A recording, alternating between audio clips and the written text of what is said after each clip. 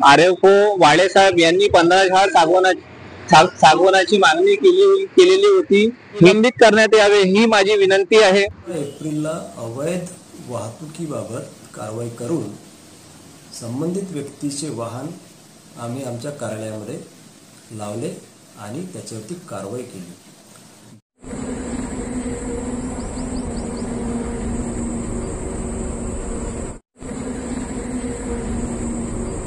नागपुरात पत्रकार भवन येथे परिषदेमध्ये वन परिक्षेत्र बुट्टीबोरी येथील आरएफओ यांच्यावर आरोप लावलेले आहेत। इथे अक्षय वाघमारे म्हणून आहेत, अवैधरित्या कारवाई करण्यात आली आहे। त्यांच्याशी अक्षय राजू वाघमारे आहे। महाकृपा कन्स्ट्रक्शन या नावाच्या कंपनीमध्ये मी काम करत असतो।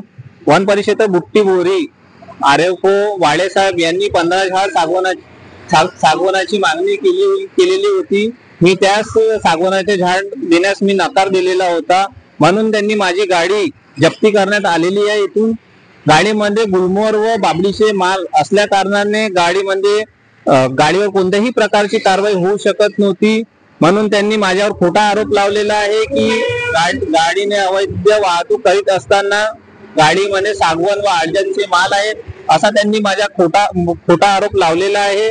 त्यांनी आपल्या पदाचा गैरउपयोग करून त्यांनी माझ्यावर आरोप लावलेला आहे। कृपया याच्यावर चौकशी करून त्यांच्यावर कारवाई करण्यात यावी व त्यांना विलंबित करण्यात यावे ही माझी विनंती आहे। बुट्टीबोरी वन परिक्षेत्र यांच्या कटाई परमिशन पण आहे माझ्याकडे, त्यांनीच दिलेली परमिशन आहे। झाड तोडण्याची परमिशन त्यांचीच आहे।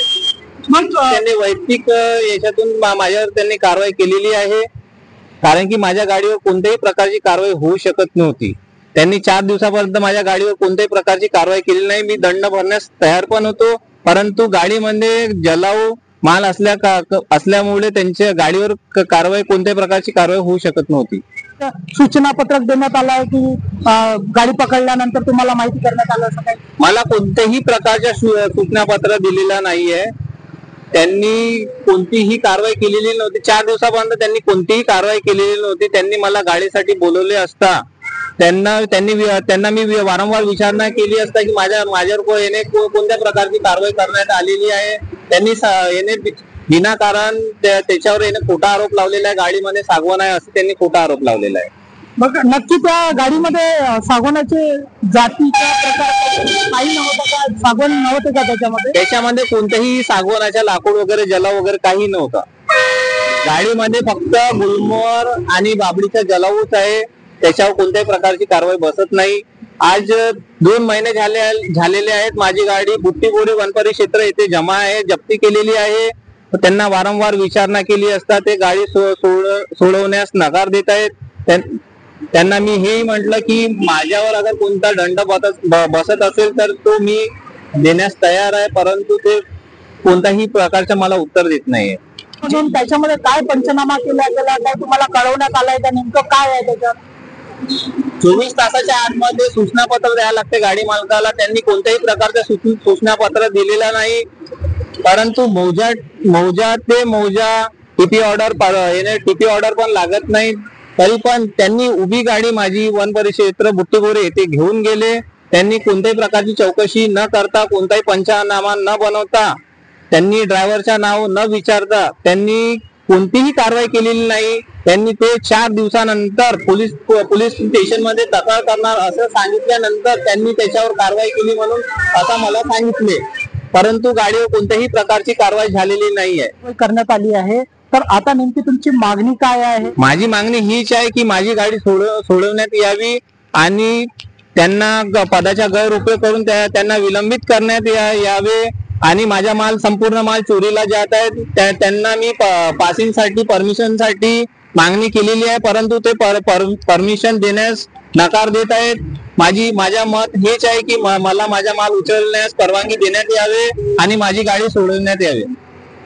15 सागवान झाडाची मागणी केली, ती पूर्ण न केल्यामुळे त्यांची गाडी तुम्ही फॉरेस्ट डिपार्टमेंटला म्हणजे वन परिक्षेत्राला लावण्यात आली असे स्पष्टपणे त्यांनी आरोप केले।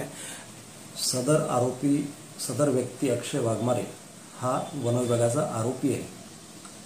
त्या व्यक्तीविरुद्ध दिनांक 17 एप्रिलला अवैध वाहतुकीबाबत कारवाई करून संबंधित व्यक्तीचे वाहन आम्ही आमच्या कार्यालयामध्ये लावले आणि त्याच्यावरती कारवाई केली. दिनांक 17 एप्रिलला कारवाई केल्यानंतर 1 महिन्यानंतर तो व्यक्ती आरोप लावत आहे. याचाच अर्थ की तो सूडबुद्धीने कोणाला बदनाम करण्याच्या उद्देशाने हे आरोप लावत आहे. गाडीमध्ये सागवण नसताना देखील तुम्ही त्या पंचनामामध्ये सागवण असा स्पष्ट उल्लेख केलेला आहे. त्या गाडीमध्ये, जप्ती गाडीमध्ये सागवण आहे काय, कशा प्रकारचं सांगणार? लाकडांचे 2 प्रकार असतात, एक शेड्यूल आणि नॉन शेड्यूल. शेड्यूल ट्रीजला वाहतूक परवानगीची आवश्यकता आहे आणि वाहन जेव्हा आम्ही अडवलं आणि तपासणी केली तेव्हा याच्यामध्ये शेड्यूल ट्रीजपैकी सागवान, करंज, गोधन, काटेसावळ या प्रकारचे लाकडं आम्हाला तिथे आढळले.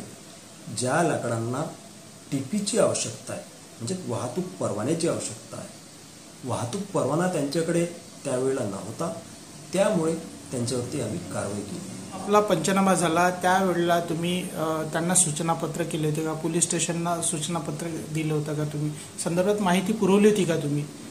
आम्ही ज्या वेळेला कारवाई केली त्यावेळेला लगेच आम्ही संबंधित पोलीस स्टेशन PI बुट्टीबुरीला कळवलं की या क्रमांकाच्या गाडीवरती आम्ही या सेक्शन अंतर्गत कारवाई केलेली आहे. ही माहिती सादर आम्ही त्यांना केलेली होती. त्यानंतर जो आरोपी आहे, आरोपीला आम्ही वारंवार पर्सनल कॉन्टॅक्ट्स केले, व्हॉट्सअपला नोटिसेस पाठवले, मेट्रोवाल्यांना संपर्क करून त्यांना कार्यालयामध्ये स्टेटमेंटसाठी बोलवण्याचा प्रयत्न केला.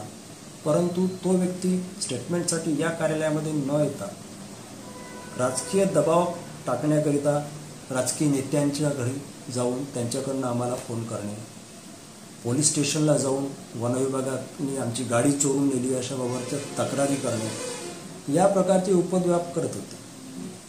विदाऊट परमिशन लाकडांचं ट्रान्सपोर्ट करण्याविरोधात सेक्शन 41 अंतर्गत आम्ही कारवाई केलेली आहे, ज्यामध्ये अवैध वाहतूक त्यांनी केलेली आहे आणि ते निष्पन्न झालेलं आहे.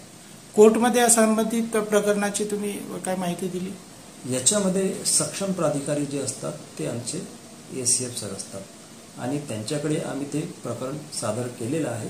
ते आदेश त्यांनी काढलेला आहे, त्यांच्यावर संबंधित आरोपी विरुद्ध दंड केलेला आहे त्यांनी. मी हे सांगू इच्छितो की सदर व्यक्तीविरुद्ध आम्ही विदाऊट TP, विदाऊट वाहतूक परवाना लाकडाची वाहतूक करण्याविरोधात आम्ही कारवाई केली आणि गाडी या कार्यालयामध्ये आम्ही जप्त करून ठेवलेली आहे.